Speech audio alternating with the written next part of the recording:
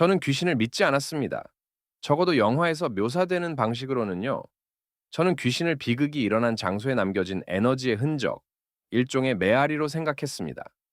하지만 지난 겨울에 겪었던 일은 제 모든 믿음을 뒤집어 놓았습니다. 도시 생활에서 벗어나고 싶었습니다. 일이 너무 지쳐서 고립이 필요했죠. 몬타나의 외진 호숫가에 있는 오두막을 찾았을 때 이곳이 완벽하다고 생각했습니다.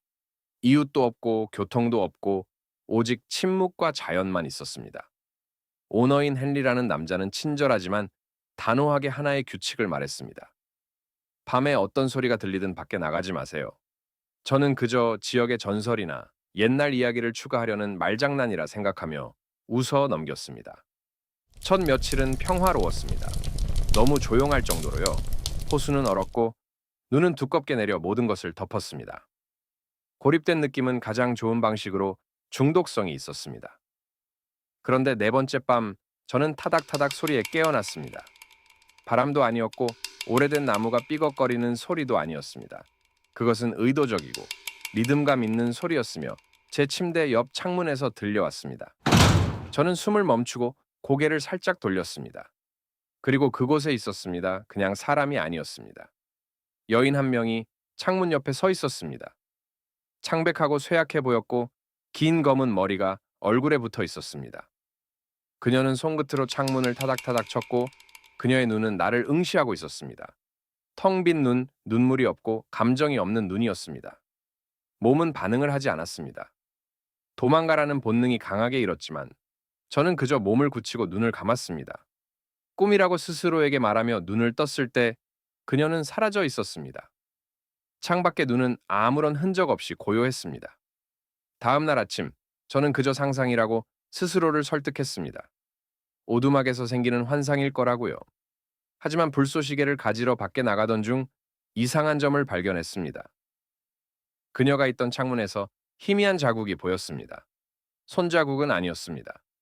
하지만 창유리에 길게 늘어진 손자국처럼 손끝이 창을 미끄러지며 남은 흔적이었습니다. 저는 헨리에게 전화를 시도했지만 제 휴대폰은 서비스가 잡히지 않았습니다. 폭풍이 통신망을 차단한 모양이었습니다. 더 이상 선택의 여지가 없었습니다. 그냥 기다릴 수밖에 없었습니다.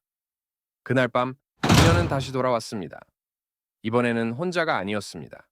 나무들 사이에 서 있는 더 많은 형체들이 있었습니다. 길고 얇은 움직이지 않는 사람들.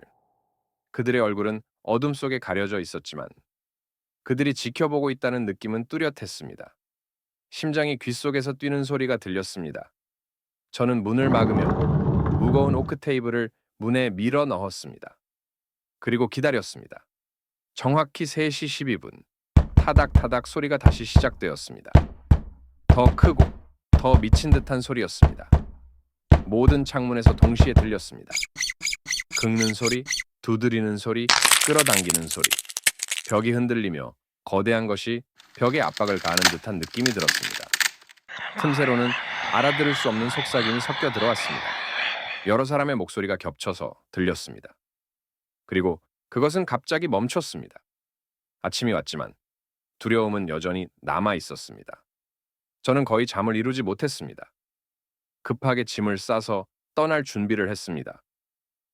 호수 위로 짧은 길을 따라 차로 가려는 순간 이상한 것을 발견했습니다. 얼음 밑에 뭔가가 있었습니다. 처음에는 일어난 햇빛이 비친 그림자처럼 보였죠. 하지만 그것은 그림자가 아니었습니다. 얼음 속에 갇힌 얼굴들이었습니다. 100개의 얼굴이었습니다. 입은 벌어져 있고 눈은 공포에 질려 크게 뜨여 있었습니다. 제 배가 뒤틀리며 저는 다시 오두막으로 뒤로 물러섰습니다. 그때 저는 그것을 보았습니다. 얼음 속에서 제 자신의 반사가 보였습니다. 그러나 이상했습니다. 제 입은 움직이고 있었지만 말하고 있지 않았습니다. 제 눈은 빈 껍데기처럼 텅 비어 있었습니다. 마치 그녀처럼요. 저는 그 후 어떻게 차에 갔는지 기억이 없습니다. 집으로 돌아오는 길도 기억이 나지 않습니다. 그러나 집에 도착했을 때 헨리로부터 음성 메시지가 하나 도착했습니다. 밖에 나가지 말라고 했잖아요. 저는 그에게 다시 전화를 하지 않았습니다. 그 오두막으로도 다시 가지 않았습니다. 하지만 가끔 아주 조용할 때면 여전히 그 타닥타닥 소리가 들립니다.